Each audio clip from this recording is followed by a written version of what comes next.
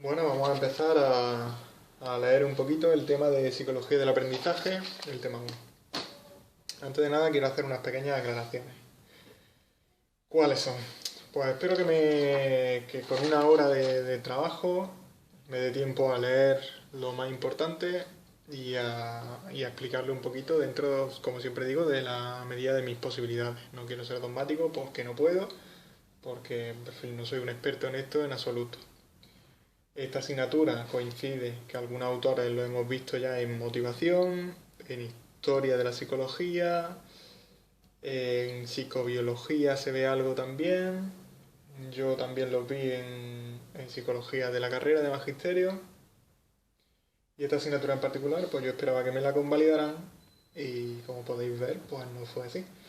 Así que bueno, la aclaración que iba a hacer. Esto se podría resumir en escasos 15 minutos si fuera una universidad normal. Si fuera una universidad normal la UNED, ¿qué haríamos? Bueno, estudiaríamos a Skinner, nos estudiaríamos a Watson, nos estudiaríamos a Pavlov, por supuesto, y luego nos iríamos a las versiones modernas, a las nuevas técnicas y tal, y por qué ahora los animales no nos van a dar permiso para experimentar con ellos y demás.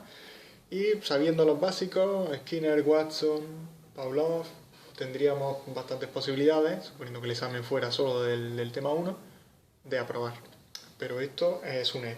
¿Qué pasa? Yo me voy a centrar un poquito más, me voy a centrar en todo. Voy a leer página por página y lo que tengo subrayado, que básicamente van a ser todos los autores, pero aún así, esto no es una universidad normal y puede que te pregunten por el último pie de página, por el autor al que nadie respeta de todos los que estén haciendo y por la última tontería ridícula de la última página.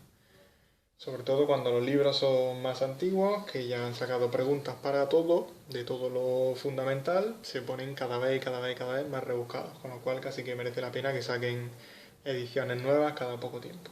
Recordad siempre que esto es un ED y que para probar tenemos que currárnoslo solitos y mucho tiempo, y para ellos mejor todavía si tenemos que pagar 5 veces la matrícula y sacárnoslo en última instancia. Así que aunque yo voy a explicar bien y me voy a profundizar todo lo que pueda, leerlo más profundamente todavía, y aunque los resúmenes y todo eso que podemos encontrar por internet están muy bien, incluso los PowerPoint de los tutores, todo perfecto, nos sirve para hacernos una idea general muy buena, pero no olvidéis de leeros el tema entero varias veces porque los conocemos ya, ¿vale? Bueno, voy a empezar. Tema uno: aspectos históricos y conceptuales y metodológicos en el estudio del aprendizaje de la conducta. Vamos.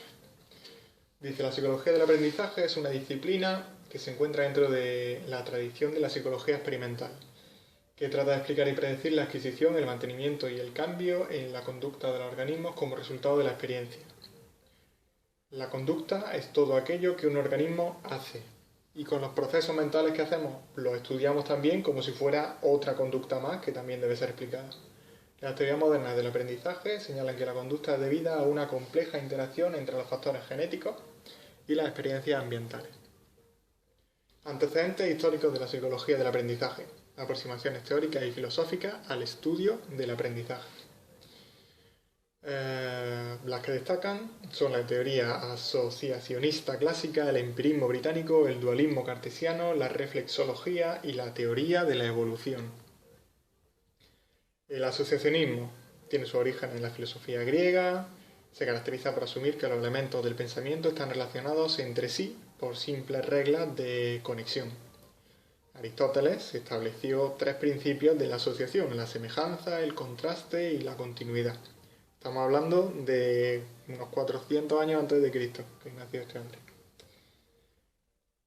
Estos principios supusieron la base de la teoría de asociación clásica.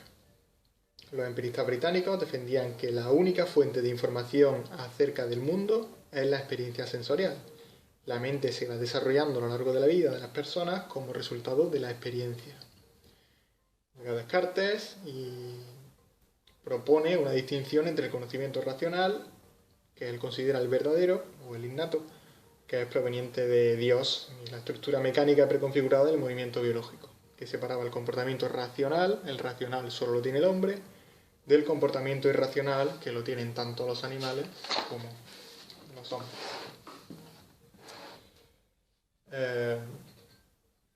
Mientras que la mente debía ser estudiada mediante la introspección, el cuerpo podía ser estudiado por el método de la ciencia natural.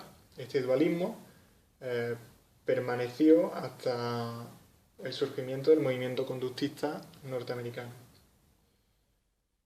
que dio carta de naturaleza a la psicología experimental y a la psicología del aprendizaje. Descartes también aportó la noción del arco reflejo, que postulaba que los movimientos reflejos se producían cuando algún acontecimiento externo excitaba algún órgano sensorial. El concepto cartesiano de arco reflejo fue ampliamente aceptado y los pensadores empiristas como Hartley lo unieron a la teoría de la asociación de ideas para desarrollar una nueva concepción de la acción. La escuela reflexológica rusa de Shenov, de Besterev y de Pavlov, que es el importante en el que nos vamos a centrar, fue responsable de que el concepto del arco reflejo se incorporase a la psicología experimental. La teoría sobre la adquisición de reflejos condicionados de Pavlov recupera el principio de asociación por contigüidad y consolida los mecanismos de asociación. El estímulo inicialmente neutro es capaz de provocar en un perro una reacción similar a la desencadenada por la comida. Estos estudios dieron lugar a la explicación del aprendizaje por condicionamiento y a esta forma de aprendizaje se le llamó condicionamiento clásico o pavloviano. Una última influencia en el surgimiento de la psicología experimental es la teoría de la evolución de Darwin, que negó la existencia de un impulso interno hacia la perfección y con pruebas a su favor defendió que en su sustitución el mecanismo de la selección natural. Está en contraste con el pensamiento cartesiano. La teoría de la evolución estableció en suma el origen único de los seres vivos, una continuidad biológica en la aparición de las especies animales y facilitó la aceptación de un continuo conductual, es decir, una evolución de las capacidades mentales. La máxima, la clave, digamos, de Darwin sería el natura non facit saltum, del latín, la naturaleza no da salto. Bajo condiciones cambiantes, decía, es al menos posible que pequeñas modificaciones de un instinto puedan ser beneficiosas para la especie. Saltamos hasta Thorndike, que estuvo principalmente interesado en la ontogenia y filogenia del aprendizaje y sus estudios ayudaron a estimular un análisis comparativo del aprendizaje. La segunda generación del estudio científico de la conducta se produjo en los años 30, 40 y 50 ya del siglo XX, con figuras como Whewell, Spence, Toulmin y Skinner. De este el más importante es Skinner. En este sentido se puede afirmar que la evolución de las especies es tanto dominio de la biología como de la psicología. Así como la evolución biológica se preocupa exclusivamente de los parámetros anatómicos y fisiológicos, la evolución psicológica estudia el área más compleja de la conducta. Lo que nos da un poderoso marco conceptual para la psicología del aprendizaje y justifica la utilización de animales con fines experimentales. Darwin formuló una teoría del control externo, donde el ambiente a través de la selección natural constituye el primer mecanismo evolutivo. Y años más tarde, Skinner, en 1938, hacía de nuevo hincapié en el ambiente, ahora como factor determinante de la conducta. Tanto la evolución biológica como conductual están controladas por las demandas del entorno, pudiéndose establecer un paralelismo entre la selección natural y la selección de la conducta por sus consecuencias. Separan en gran medida Skinner del asociacionismo heredado de la epistemología de los empiristas británicos. La teoría de la evolución también fue fundamental en el desarrollo del funcionalismo. Entre las ideas básicas que manejó Darwin se encontraba el concepto de función, porque las estructuras y procesos moldeados por la evolución realizan alguna función útil para el organismo.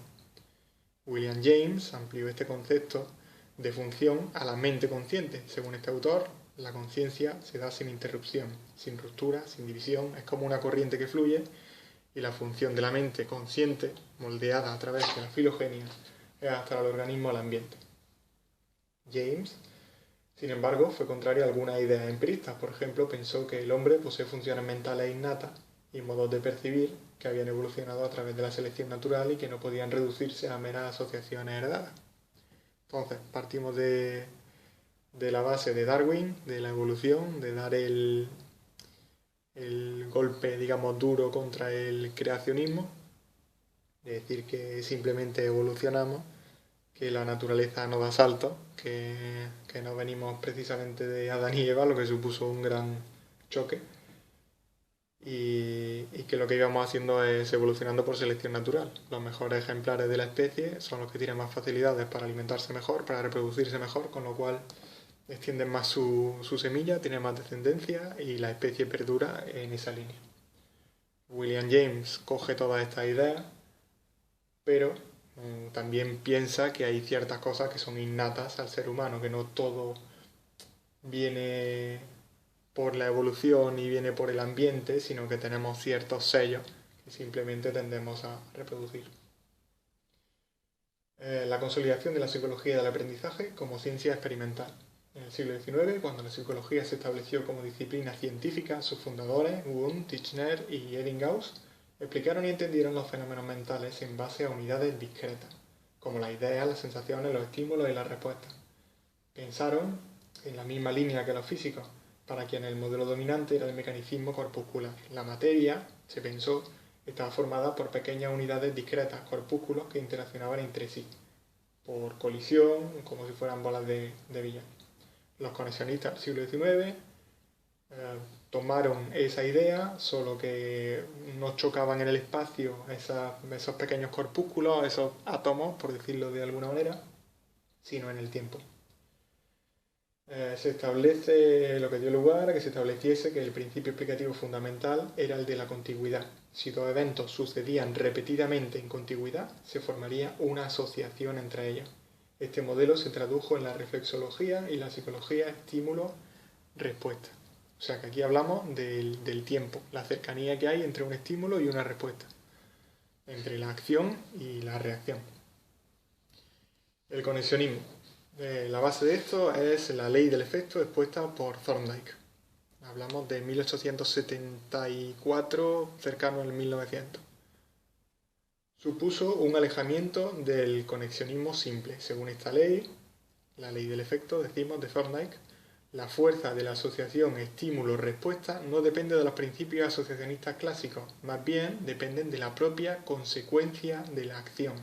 O sea que no es solo contigüidad, no es solo que acción y reacción estén muy cerca en el tiempo, sino que existe el factor de si es apetitivo o es aversivo ese estímulo para nosotros. Dependen de la consecuencia de la acción.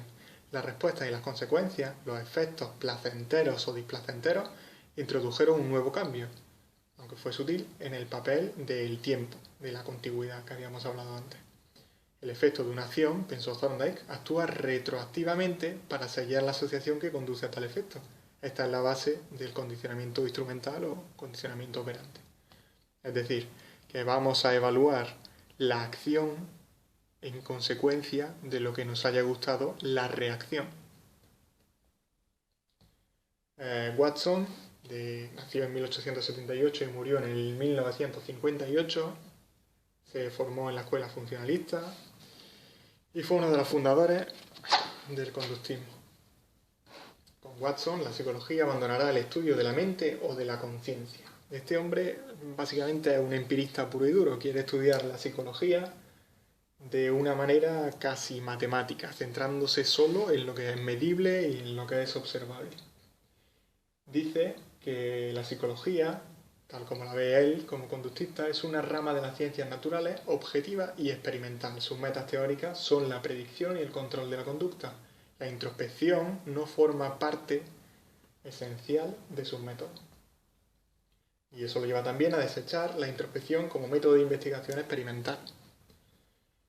El tipo de explicación ofrecida por el conductismo se debe en gran medida al pensamiento de Morgan, que defendía la idea de que en ningún caso debemos interpretar una acción como resultado del ejercicio de una facultad psíquica superior. Lo llamó el canon de Morgan, que puede entenderse como la aplicación a la psicología de la ley general de la parsimonia.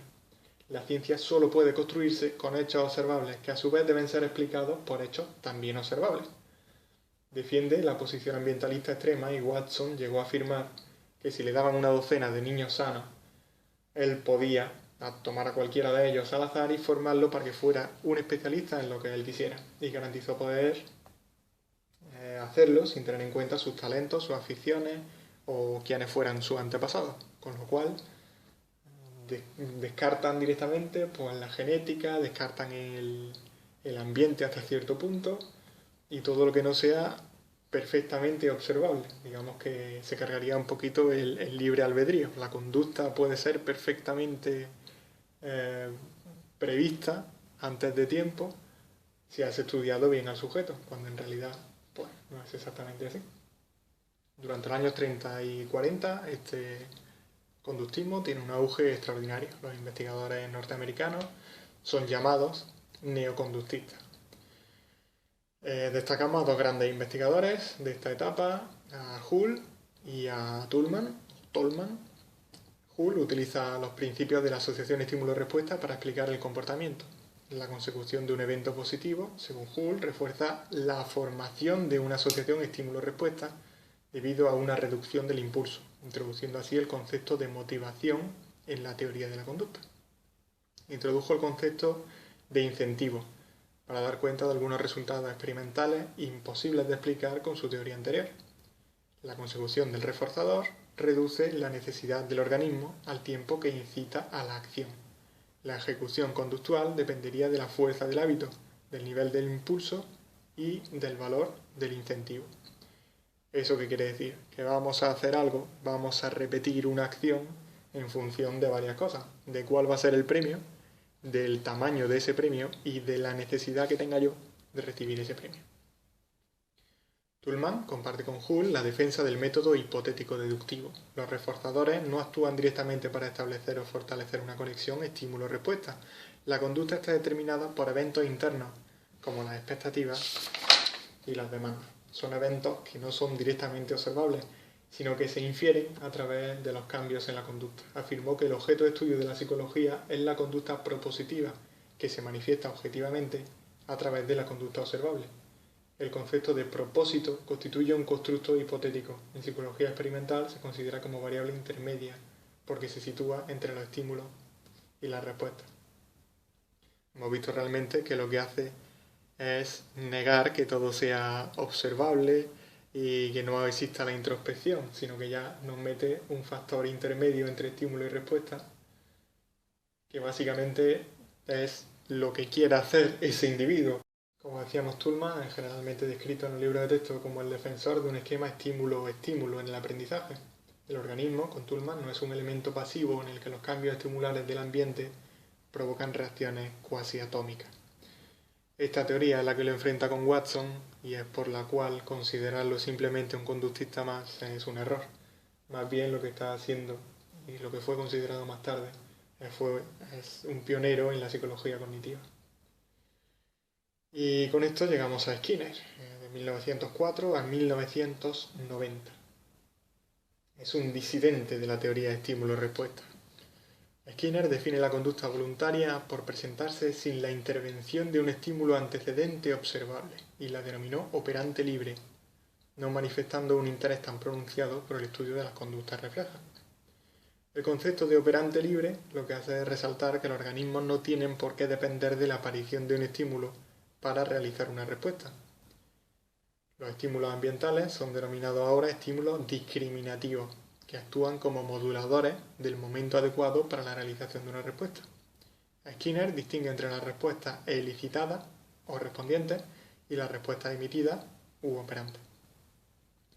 Skinner sostiene que la conducta del organismo se mantiene por sus consecuencias ambientales y aunque en la apariencia la conducta parezca perseguir un fin, la explicación de la conducta hay que buscarla en las consecuencias ambientales que en el pasado siguieron a la emisión de esa conducta en particular.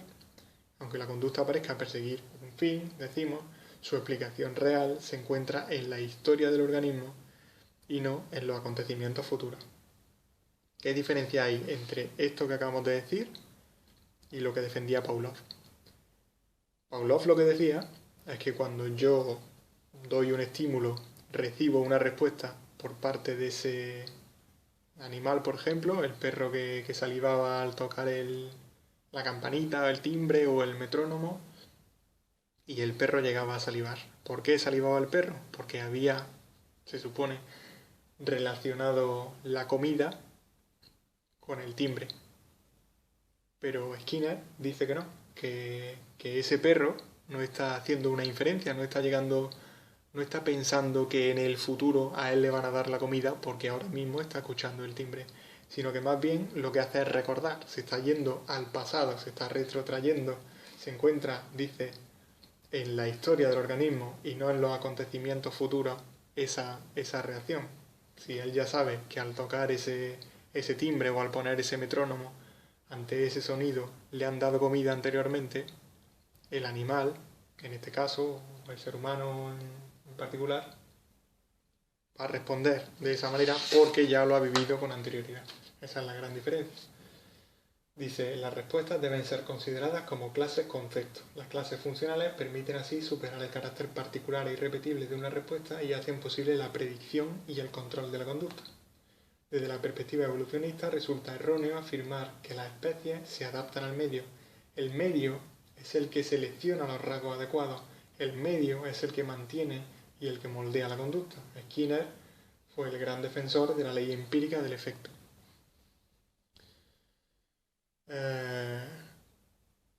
Ayudó esta teoría a los autores a concluir que la variabilidad es una dimensión de la conducta cuando los sujetos no son recompensados por responder de una forma variable y sin embargo muestran un comportamiento más estereotipado. Vamos a hablar de la variabilidad. Con el trabajo clásico de Staudton y Simmelhardt del reforzamiento, que actúa a través de principios de selección y variación. Cuando a palomas hambrientas se les presentó la comida de forma intermitente sin necesidad de ejecutar ninguna respuesta concreta, los animales mostraron patrones de comportamiento muy parecidos en los momentos en que la probabilidad de reforzamiento fue mayor. Por ejemplo, el picoteo. Los picoteos, las palomas los muestran normalmente cuando tienen hambre, cuando van a ser alimentadas, mientras que cuando están tranquilas y relajadas, pues tienden a acicalarse, a dar vueltas, a dar giros. Staudton llega a proponer una teoría motivacional de regulación dinámica de la conducta, a la que se hará referencia más tarde en el capítulo 5. Entonces, empezamos a meter otra vez el factor tiempo, la variabilidad como dimensión de la conducta, las posibilidades que tenemos de actuar de una manera u otra ante un estímulo o dar una respuesta diferente, la variabilidad. Las palomas, como decimos, si están acostumbradas a comer a las 3 de la tarde, pues empiezan a picotear y a mostrar una predisposición hacia alimentarse, por ejemplo, a las 3 menos 10. Mientras que a las 10 de la mañana están dando vueltas, están acicalándose y están tranquilas, y a las 6 de la tarde, un rato bastante largo después de haber comido, también están completamente relajadas. Si están acostumbradas a ser alimentadas a las 3, cerca de las 3 será cuando muestren esa actitud predispuesta a ser alimentada. El análisis de la conducta se distanció de una ciencia basada en eventos momentáneos con Skinner. Sin embargo, su noción de las consecuencias fue fiel a la relación de continuidad de Thorndike. No hay razón por la que el reforzamiento y el castigo debieran pensarse como una continuidad entre una respuesta momentánea y una consecuencia momentánea. De hecho, la idea de que la conducta está organizada en patrones extensos favorece el punto de vista de que las consecuencias son asimismo patrones extendidos. Einstein dice que los animales emiten sus respuestas en una u otra alternativa dependiendo de la frecuencia de reforzamiento asociada a cada una de dichas alternativas de respuesta. La proporción del total de respuestas en cada alternativa fue aproximadamente igual a la proporción del total de reforzamiento local en cada programa. Así que postuló la ley de la igualación para explicar la conducta de elección. ¿Qué quiere decir esto? Que parece aquí tan farragoso, de hecho continúa. Según esta ley, la tasa relativa de respuesta entre dos alternativas de respuestas concurrentes es igual a la tasa relativa de reforzamiento asociada con cada una de dichas alternativas. La conducta de elección depende de las consecuencias a largo plazo de la conducta. Vale.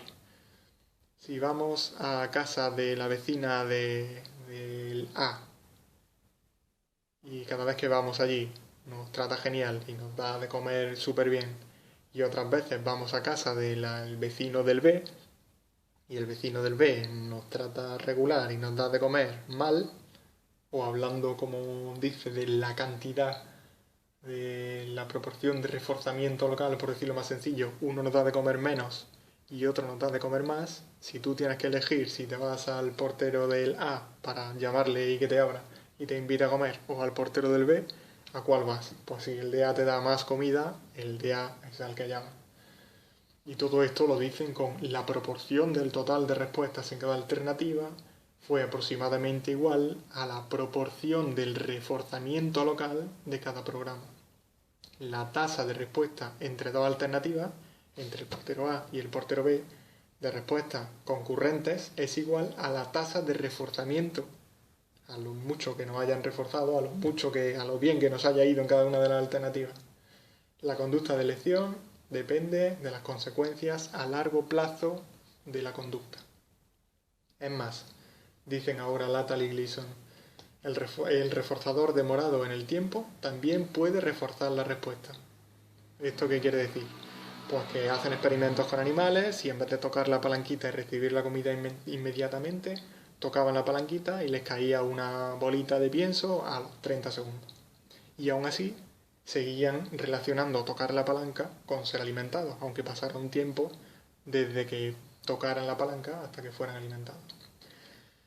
Dice Rachling, las causas eficientes son las que se pensarían como más apropiadas cuando se escucha la palabra causa, o sea, eventos antecedentes, normalmente inmediatos, que debido a la forma en que el universo está construido producen el efecto observado. Y una causa final es un patrón más amplio donde los eventos se acoplan y se relacionan entre sí, como las notas de una sinfonía se ajustan para crear la sinfonía.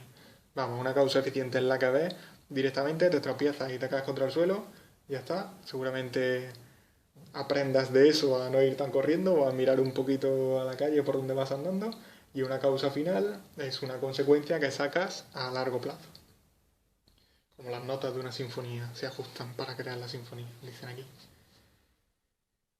Sin embargo, es tan fuerte la tendencia a ver las causas solo como eventos inmediatamente antecedentes que las causas finales son a menudo confundidas con causas eficientes que ocurren en el futuro y se rechazan como imposibles. Nos fijamos mucho más en lo inmediato que en una causa final que se viene fraguando de mucho tiempo atrás. Piper distinguió, entre otros sistemas filosóficos, el mecanicismo y el contextualismo. El mecanicismo, en psicología, podría estar representado por la teoría ER o por la teoría cognitiva del procesamiento de la información. Hace alusión a la metáfora de la máquina, donde se asume que sus partes interaccionan para producir el funcionamiento de la máquina entera. Las causas eficientes y su análisis llevan en último término a preguntarse por los mecanismos. Sin embargo, dado que todas las causas eficientes pueden en teoría retrotraerse a otras anteriores, no hay una última causa eficiente de un acto. El contextualismo, por el contrario, hace alusión a la metáfora del acto en contexto, pues las cosas se ven siempre como cambiantes. El conductismo skinneriano podría entenderse como contextualista. Preguntándose por la función de la conducta, se está haciendo referencia a causas finales. Concepto y método en la psicología del aprendizaje. Marco filosófico de la psicología del aprendizaje. La concepción materialista de la ciencia considera que la única realidad del mundo es la materia y que ésta existe objetivamente. Volvemos a irnos al 2 más 2 son 4, a lo objetivo, a lo observable, a lo manipulable, a lo evaluable y poder inferir exactamente qué es lo que va a ocurrir en el futuro.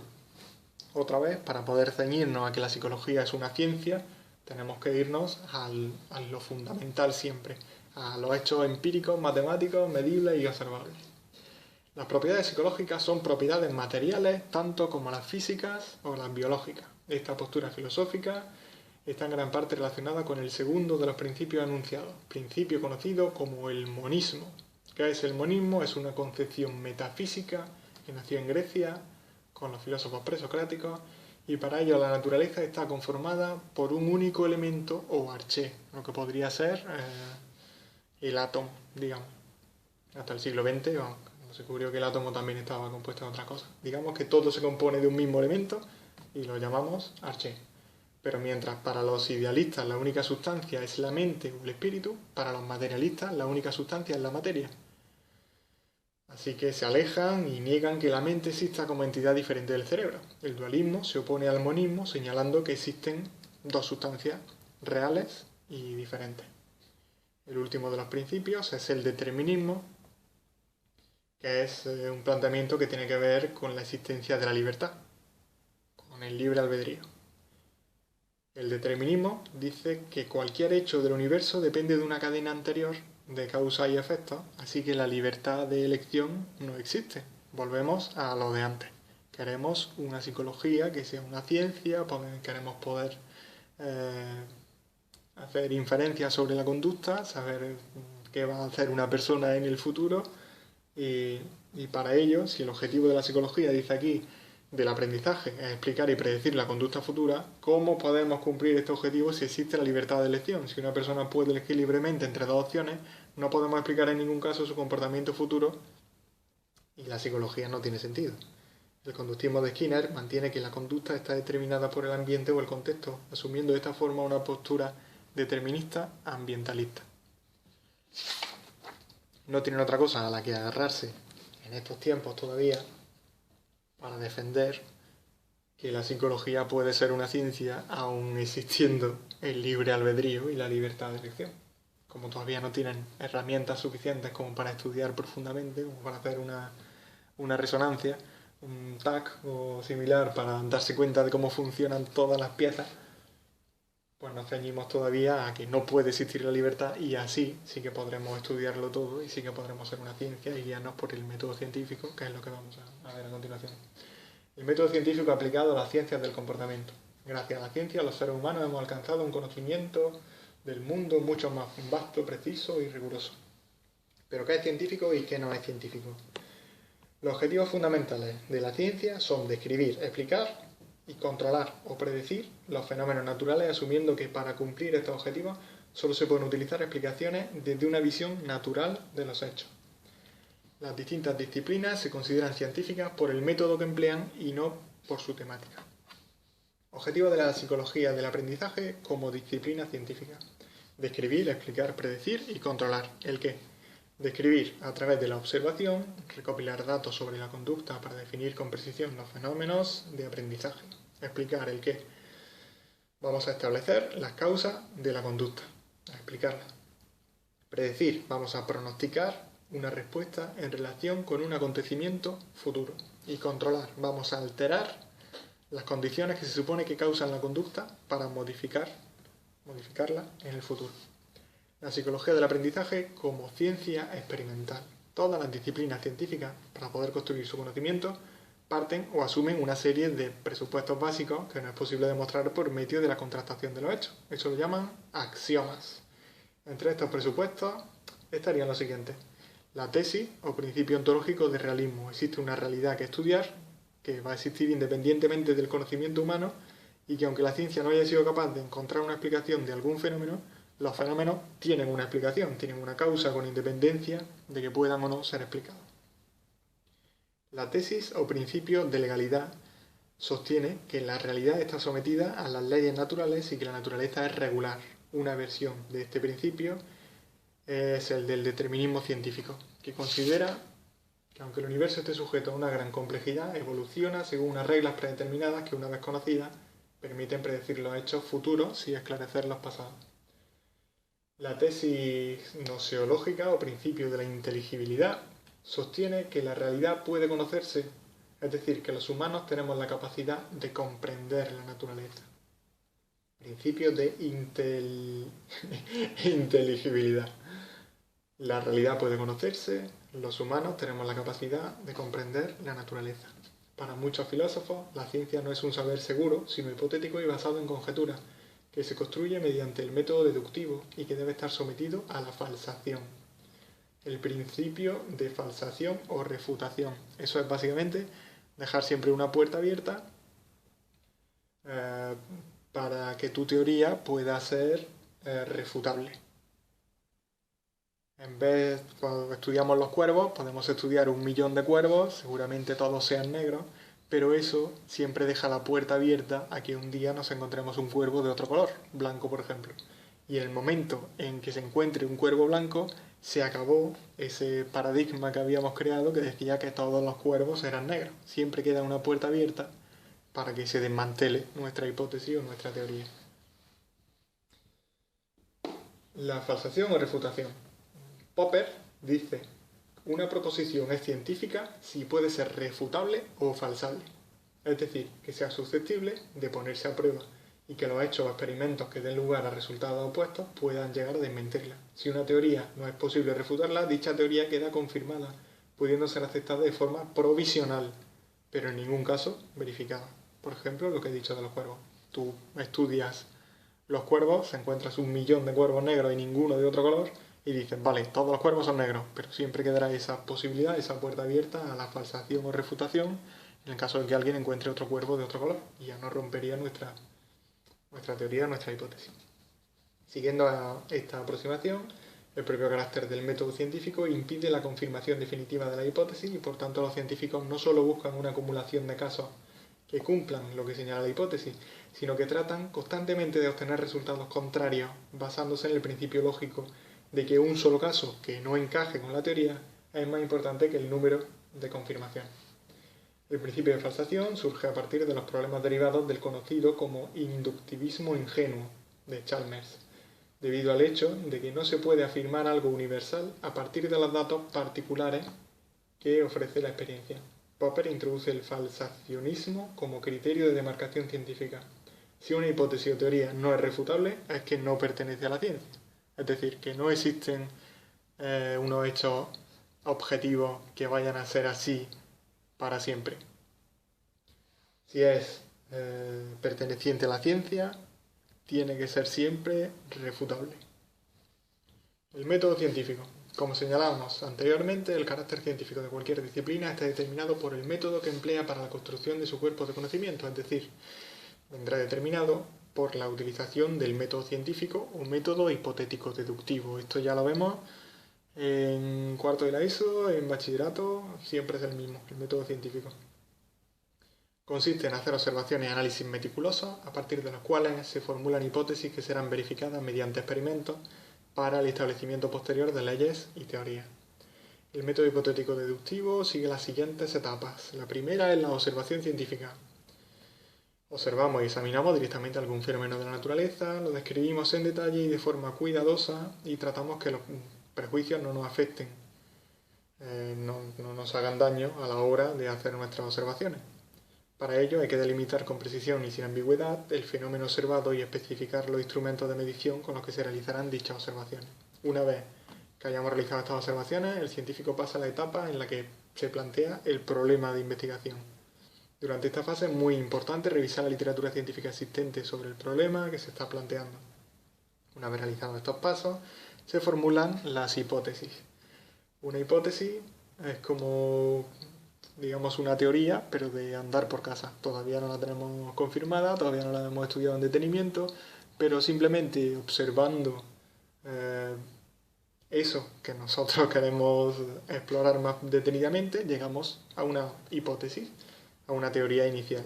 Consiste en hacer una serie de suposiciones y pronósticos, formulando afirmaciones o enunciados que anteceden a otros y constituyen un fundamento, un sitio del que partir, siendo una solución provisional que aún no ha sido confirmada para un determinado problema. Las hipótesis deberán ser puestas a prueba en la siguiente etapa mediante la planificación y el desarrollo de experimentos,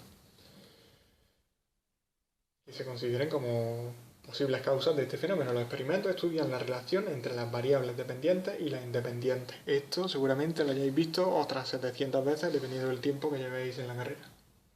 ¿Qué es una variable independiente? La variable independiente es la que nosotros como investigadores controlamos, es decir, la que puede variar y hacer que se adopten varios valores. ¿Qué es una variable dependiente? La que nosotros estudiamos, la repercusión de la variable independiente sobre la dependiente es lo que estudiamos. ¿Cuál puede ser la variable independiente? Por poner un ejemplo, la temperatura. Cogemos el mando del aire acondicionado, de la calefacción y lo subimos a tope. Lo ponemos a tope de caliente, a 60 grados. Cuando llega la gente, reacciona de una manera determinada.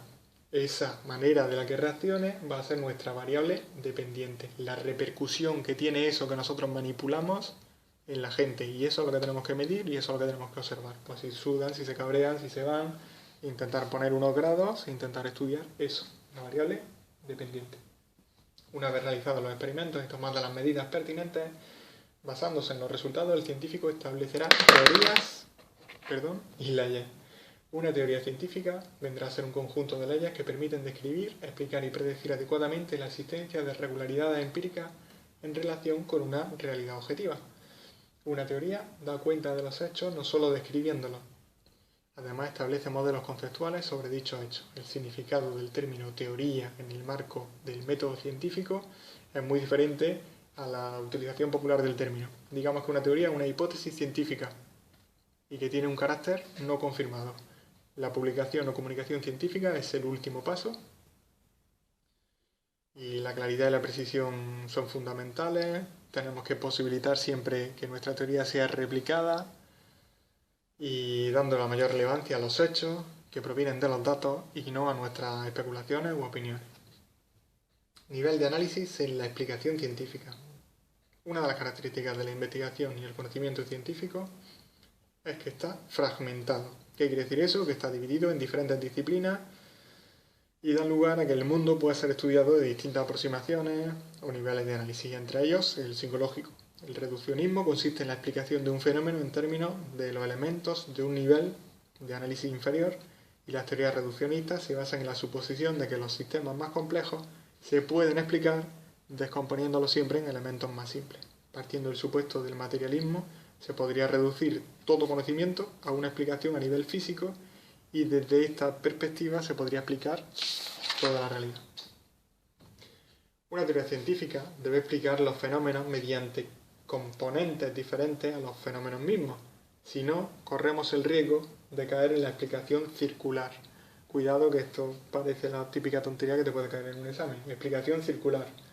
¿Qué es eso? Es cuando explicamos un fenómeno con los componentes mismos del fenómeno. Una persona es muy inteligente, ¿por qué? Porque realiza muy bien una serie de pruebas.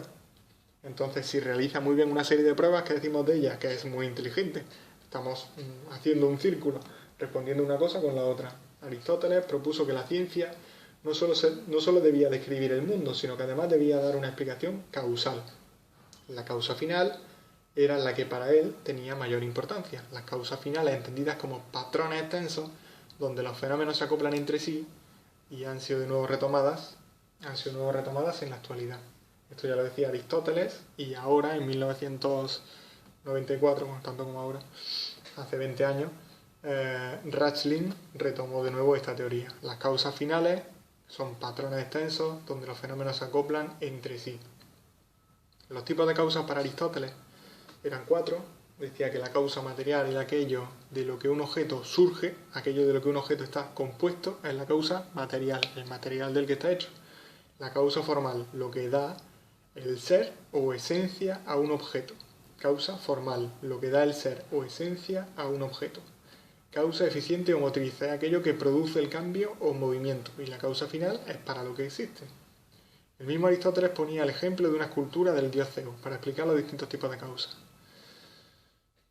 La escultura está hecha de mármol por un escultor, con la finalidad de embellecer la ciudad.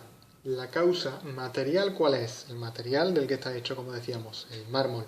La causa formal, que es el dios Zeus, la forma que ha cogido ese material, ese mármol. Lo han tallado o esculpido con forma del dios Zeus, pues la causa formal es el dios Zeus. La causa eficiente, ¿cuál es? El escultor. Es aquello que produce el cambio de ser un bloque de mármol a ser una escultura, que lo ha cambiado el escultor. La causa eficiente o motriz. ¿Y la causa final cuál es? Para lo que contrataron a ese escultor, para hacer una escultura que embelleciera la ciudad. Causa final, embellecer la ciudad. Definición y objeto de estudio de la psicología del aprendizaje. La psicología del aprendizaje es una disciplina científica dentro de la ciencia psicológica que trata de explicar las causas de la conducta y de forma más específica las causas de los cambios en la conducta, aunque existen múltiples definiciones para referirse al aprendizaje. En el contexto de esta asignatura vamos a entender el aprendizaje por cualquier cambio duradero en el repertorio conductual de un organismo que tiene lugar como resultado de la experiencia con los acontecimientos ambientales. Vamos, aquello que nos ha cambiado para bastante tiempo y que lo hemos aprendido a partir de nuestra experiencia con los acontecimientos ambientales. O sea, cómo el ambiente nos moldea a largo plazo, moldea nuestra conducta a largo plazo. cualquier cambio duradero en el repertorio conductual de un organismo que tiene lugar como resultado de la experiencia con los acontecimientos ambientales. Siento si soy demasiado redundante, pero son los típicos conceptos que yo creo que cuanto más los repitas o cuanto más intentes explicarlo, mejor se te quedan. Decimos que el aprendizaje implica cambios a largo plazo, de manera que los cambios a corto plazo, como los causados por la fatiga, no son considerados aprendizaje. Asimismo, el aprendizaje se refiere a cambios causados por la experiencia. El principal supuesto de la psicología del aprendizaje es que el conocimiento de los efectos del ambiente en la conducta a través de los procesos de condicionamiento o reforzamiento es la fuente de información más importante para entender el cambio en el comportamiento humano. La psicología del aprendizaje y los eventos privados. Una primera pregunta que surge cuando tenemos que enfrentarnos con la forma de tratar los eventos privados es si pueden estos ser objeto de estudio científico de la misma manera que lo es una conducta observable. De igual forma surge el importante problema filosófico de si realmente existen. Esto no deja de ser, cuando hablan de asuntos privados, un pequeño guiño a la introspección que antes los conductistas han dicho que no existía en absoluto. Para la psicología del aprendizaje, lo que ocurre en el interior del organismo es de la misma naturaleza que lo que ocurre fuera, simplemente que hasta el momento no existe una forma en que lo podamos medir de forma directa. Pero no cabe ninguna duda de que los eventos internos deben ser abordados del marco de la ciencia natural. La psicología del aprendizaje incluye como su objeto de estudio todos los aspectos del comportamiento de los sujetos, teniendo en cuenta los comportamientos más simples y los más complejos, desde las conductas observables hasta los eventos internos privados. La psicología del aprendizaje como disciplina científica. El interés de la investigación en psicología del aprendizaje es describir los principios generales subyacentes al comportamiento de una amplia gama de especies y en un extenso repertorio de situaciones. La utilización de animales no humanos en la investigación sobre el aprendizaje. Aquí nos va a decir que durante mucho tiempo, incluso al principio de la historia de la psicología, se empezó experimentando con niños, con seres humanos. De hecho, en el tema 2 lo veremos. Y luego pues con monos, luego con ratas, con palomas, con conejos y con cantidad de animalejos que los pobres se cruzaron en manos acabaron poniendo en manos de esta gente. Dice que cualquier grupo de investigación que ahora mismo quiera realizar un experimento con animales tiene que escribir un protocolo detallado que será presentado a los comités de bioética, indicando el número de animales que se van a utilizar, su especie, su sexo, el número de días que durará el procedimiento y el fin buscado con estos experimentos. Básicamente nos quieren decir que antes eran muy malos estos psicólogos, en realidad los que empezaron fueron fisiólogos, y que ahora ya son muy buenos y que tienen un comité de bioética que lo normal es que no te dé permiso para experimentar nunca con animales. Aunque se han sugerido distintas alternativas a la experimentación, por ejemplo, cultivos celulares, tejidos o patrones, modelos matemáticos e informáticos, esto todavía no sirve para nada, no está lo suficientemente evolucionado y al no existir una inteligencia artificial desarrollada, un modelo matemático nunca podrá describir al 100% una conducta humana ni reproducirla. Relaciones de la psicología del aprendizaje con otras disciplinas. La Universidad Española es una asignatura que suele estar adscrita a los departamentos de psicología básica. Vale. Es importante también su aportación a la neurociencia mediante el desarrollo de modelos animales basados en las técnicas y procedimientos desarrollados por los analistas experimentales del comportamiento en el laboratorio. Vale. En España, psicología básica normalmente y también ha ayudado al desarrollo de la neurociencia. La psicología del aprendizaje y la terapia de conducta.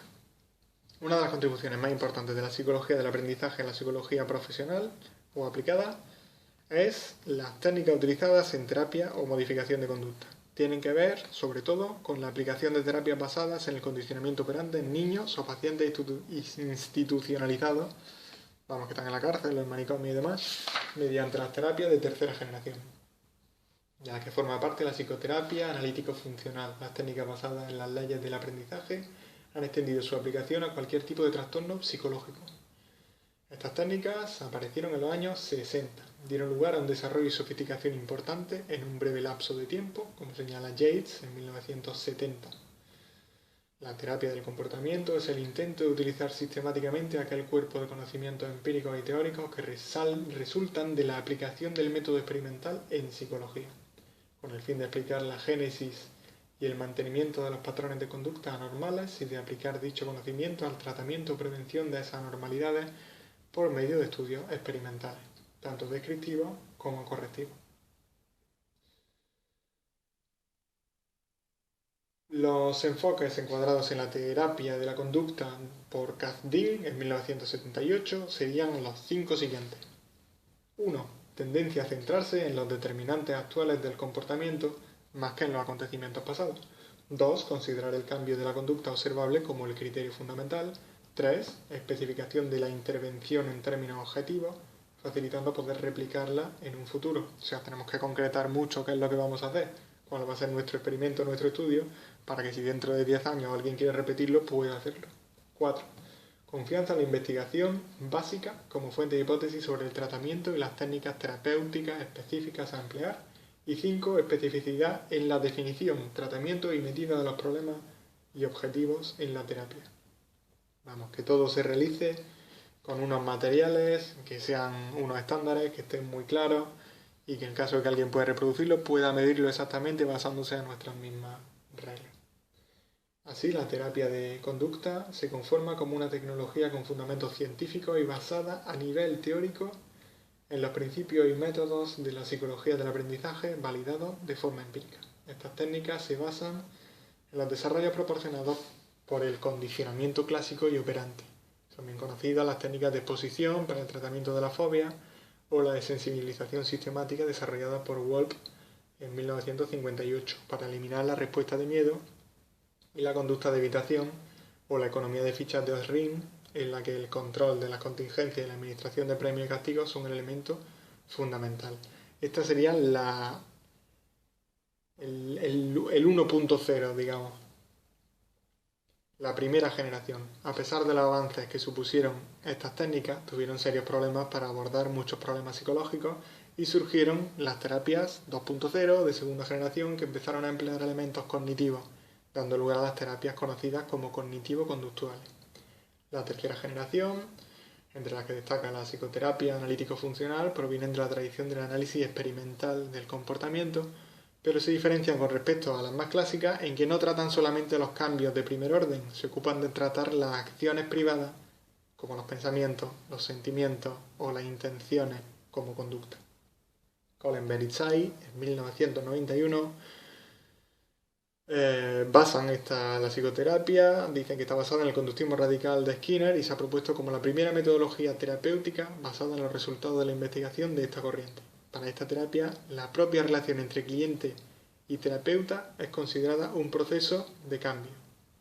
Álvarez en 2004 lleva a cabo un análisis individualizado de los problemas del paciente y, según su teoría, ahora pasaría a aplicar una intervención en vivo, analizaría también su conducta verbal, tendría un material clínico mucho más depurado y manejaría variables que el terapeuta, todas las variables que el terapeuta tenga a mano para modelar las conductas.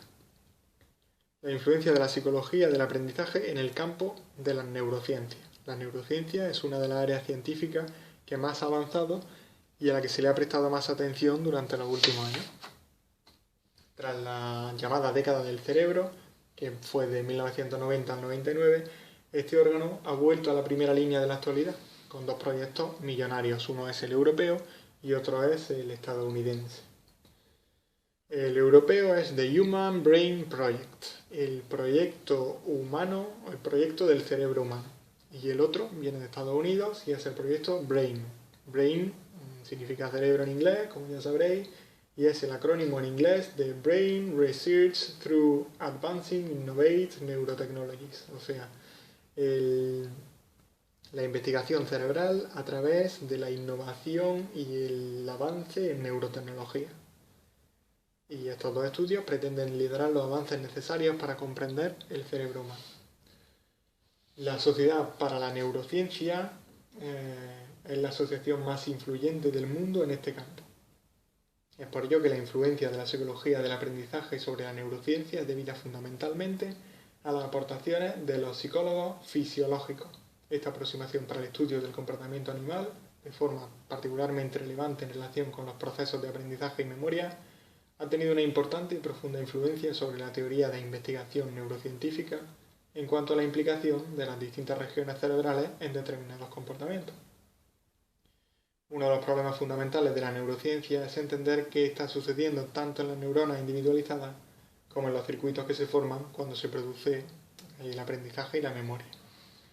Mediante sus modelos y teorías, la psicología del aprendizaje ha generado una forma clara y objetiva de abordar los fenómenos psicológicos más complejos, que ha sido de una utilidad enorme para las ciencias del cerebro. Los modelos animales han sido especialmente fructíferos para el estudio de la neurobiología de las adicciones.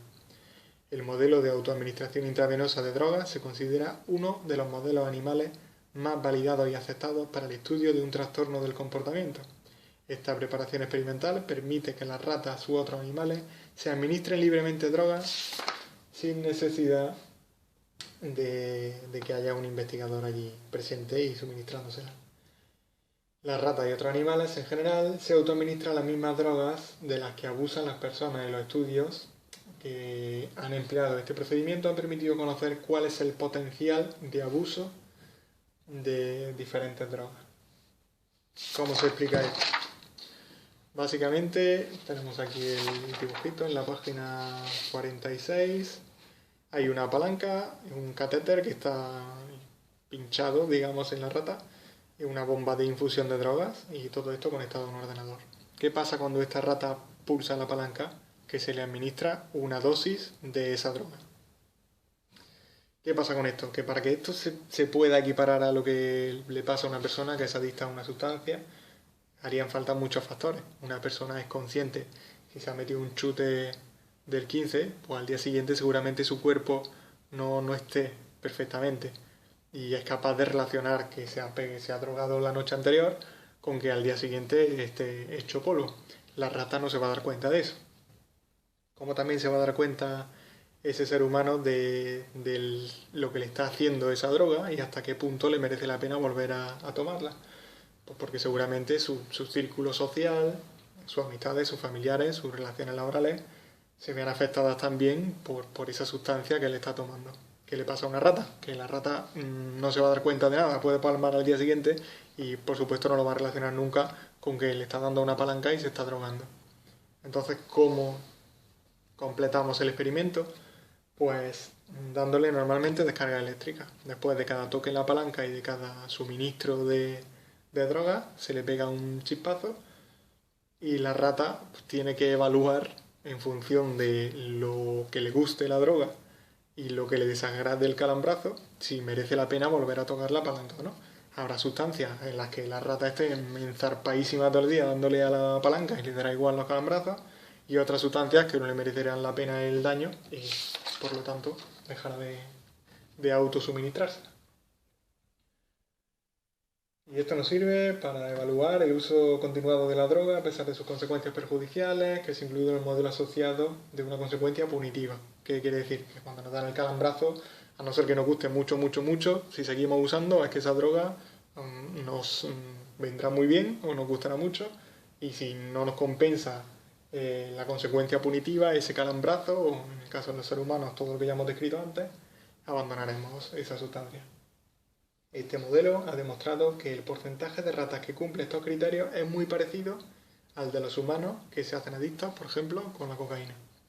Como veremos en los siguientes capítulos, mediante el condicionamiento clásico, un estímulo inicialmente neutro que precede a un suceso importante para el animal puede funcionar como un predictor del mismo. En el condicionamiento operante, los animales aprenden a anticiparse a sucesos importantes que ocurren consistentemente como resultado de la propia conducta del animal. Mediante la asociación entre la conducta y las consecuencias de la misma, el animal aprende sobre las consecuencias de su conducta y ajusta la frecuencia de sus conductas a las consecuencias. Debido a esto, estas dos formas de aprendizaje constituyen mecanismos adaptativos fundamentales para la conducta de los organismos. Sin ellos, posiblemente, la evolución habría sido otra. Con esto llegamos al final del tema.